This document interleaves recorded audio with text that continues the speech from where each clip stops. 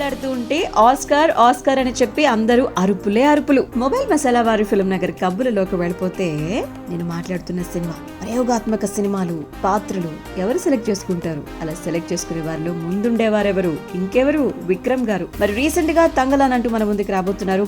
Ranjith తెరకెక్కించినటువంటి cinema Malavika Mohanan, Parvati తిరువోతు కీలక పాత్రలు పోషించారు. స్వాతంత్ర దినోత్సవం సందర్భంగా 15న రిలీజ్ కాబోతుంది. నేపథ్యంలో హైదరాబాద్ లో వారు ప్రీ రిలీజ్ ఈవెంట్ ను నిర్వహించుకున్నారు. డైరెక్టర్ సాయి రాజేష్, నిర్మాత ఎస్కేఎన్, హీరోయిన్ పాయల్ రాజ్పూత్ వీళ్ళందరూ కూడా అతిథులుగా హాజరయ్యారనమాట. సినిమా గురించి విక్రమ్ గారు మాట్లాడుతూ ఉంటే అందరూ కూడా అభిమానులు ఆస్కార్ ఆస్కార్ అని చెప్పి అరవటం జరిగింది. ప్రొడ్యూసర్ ఆస్కార్ రవిచంద్రన్ గారితో కలిసి 2 సినిమాలు చేశాను, ప్రయత్నిద్దాం అని చెప్పి విక్రమ్ గారు నవ్వుతూ సమాధానం కూడా చెప్పడం జరిగింది.